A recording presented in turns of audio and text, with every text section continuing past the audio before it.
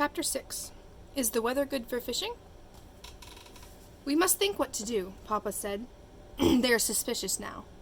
To be honest, I thought that if they came here at all, and I hoped they wouldn't, that they would just glance around, see that we had no place to hide anyone, and would go away. I'm sorry I have dark hair, Ellen murmured. It made them suspicious. Mama reached over quickly and took Ellen's hand. You have beautiful hair, Ellen, just like your mama's, she said. Don't ever be sorry for that. Weren't we lucky that Papa thought so quickly and found the pictures? And weren't we lucky that Lise had dark hair when she was a baby? It turned blonde later on, when she was 2 or so. In between, Papa added, she was bald for a while. Ellen and Anne-Marie both smiled tentatively. For a moment their fear was ceased. Tonight was the first time, Anne-Marie realized suddenly, that Mama and Papa had spoken of Lise. The first time in 3 years. Outside, the sky was beginning to lighten. Mrs. Johansson went to the kitchen and began to make tea. I've never been up so early before, Anne-Marie said. Ellen and I will probably fall asleep in school today. Papa rubbed his chin for a moment, thinking. I think we must not take the risk of sending you to school today, he said. It is possible that they will look for the Jewish children in the schools. Not go to school? Ellen asked in amazement. My parents have always told me that education is the most important thing. Whatever happens, I must get an education. This will only be a vacation, Ellen. For now, your safety is the most important thing. I'm sure your parents would agree. Ing? Papa called Mama in the kitchen, and she came to the doorway with the teacup in her hand and a questioning look on her face. Yes? We must take the girls to Henrik's. You remember what Peter told us. I think today is the day to go to your brother's. Mrs. Johansson nodded. I think you are right, but I will take them. You must stay here. Stay here and let you go alone? Of course not. I wouldn't send you on a dangerous trip alone. Mama put a hand on Papa's arm. If only I go with the girls, it will be safer. They are unlikely to suspect a woman and her children. But if they are watching us, if they see all of us leave, if they are aware that the apartment is empty, that you don't go to your office this morning, then they will know. Then it will be dangerous. I'm not afraid to go alone.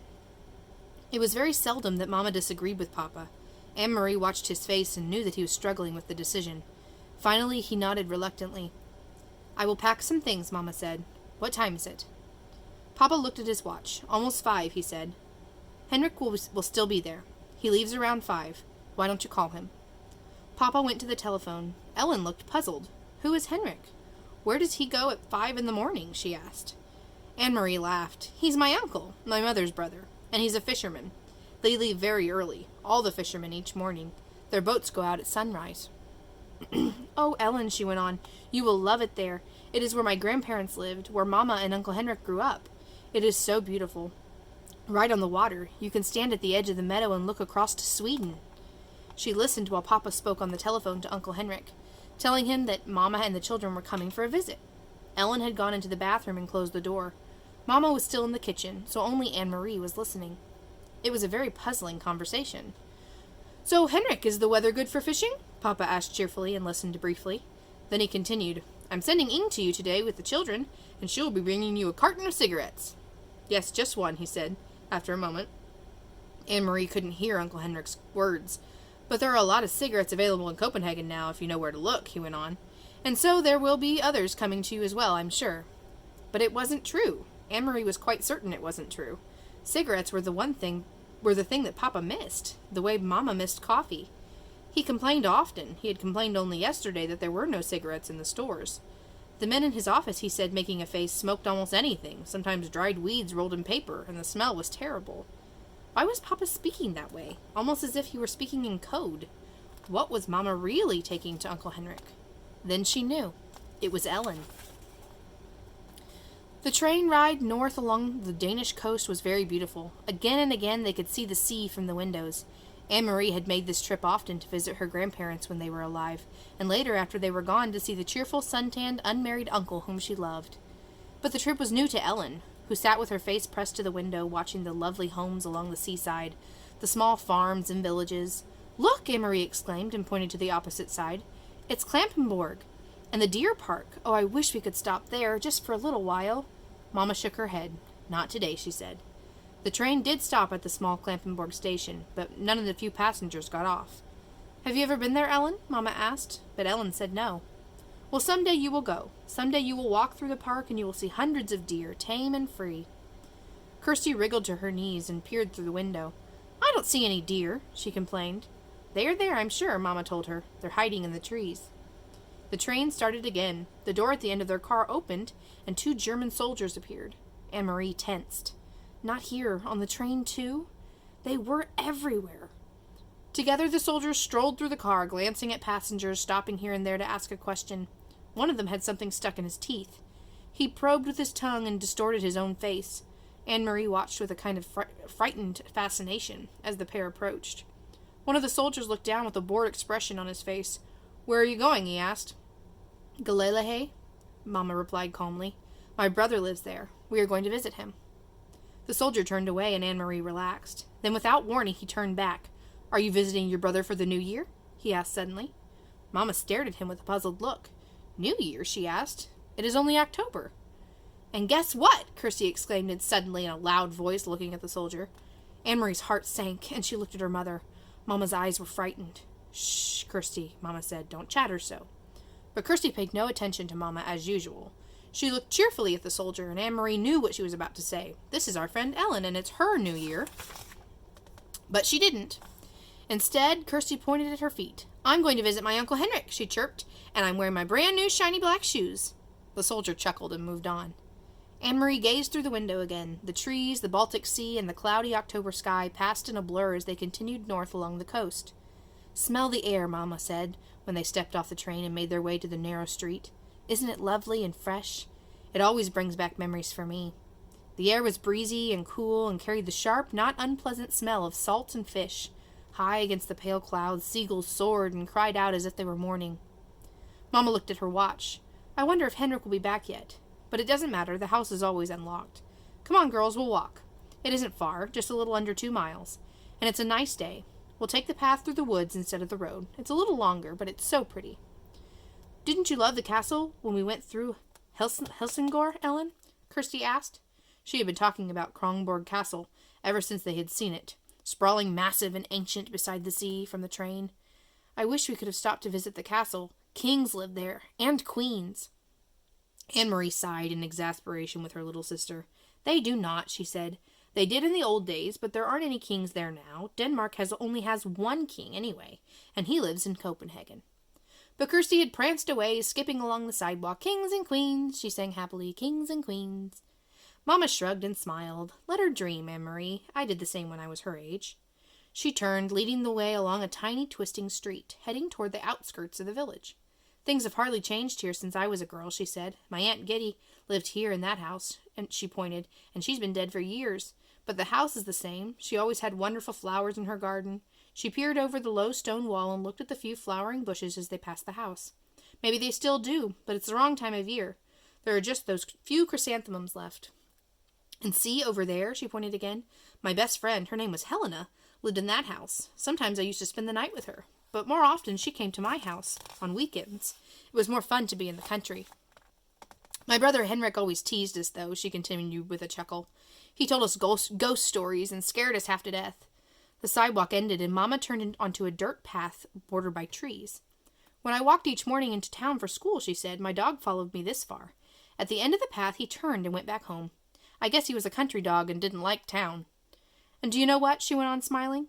"I had named him Trofast, Faithful. And it was just the right name for him, because what a faithful dog he was.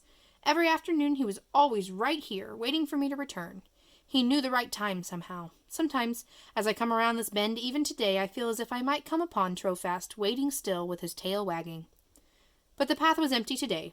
No people, no faithful dogs. Mama shifted the bag she was carrying from one hand to the other, and they walked on through the woods until the path opened to a meadow dotted with cows. Here the path skirted the edge of the field along a fence, and behind it they could see the gray sea, ruffled by wind. The breeze moved the high grass. At the end of the pasture they entered the woods again, and Anne-Marie knew they would soon be there. Uncle Henrik's house was in a clearing beyond these woods. "Do you mind if I run ahead?" she asked suddenly. "I want to be the first to see the house." "Go on," Mama told her. "Run ahead and tell the house we've come home." Then she put her arm around Ellen's shoulders and added, "Say that we've brought a friend." Chapter 7. The House by the Sea. "Oh, Anne-Marie," Ellen said with awe in her voice, "it is beautiful." Anne-Marie looked around and nodded her head in agreement. The house and the meadows that surrounded it were so much a part of her childhood, a part of her life, that she didn't often look at them with fresh eyes. But now she did, seeing Ellen's pleasure, and it was true, they were beautiful.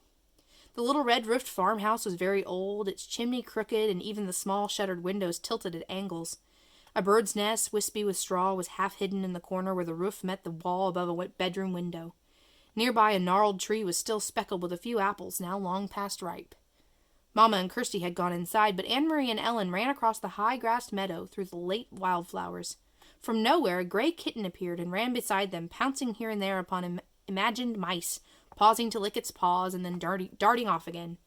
It pretended to ignore the girls, but looked back often to be certain that they were still there, apparently pleased to have playmates. The meadow ended at the sea, and the gray water licked there at the damp brown grass flattened by the wind and bordered by smooth, heavy stones. "I have never been this close to the sea," Ellen said. "Of course you have. You've been to the harbor in Copenhagen 1,000,000 times. Ellen laughed. "I mean the real sea, the way it is here, open like this, a whole world of water." Anne-Marie shook her head in amazement. To live in Denmark, a country surrounded by water, and never to have stood at its edge? "Your parents are really city people, aren't they?" Ellen nodded. "My mother is afraid of the ocean," she said, laughing. "She says it is too big for her, and too cold."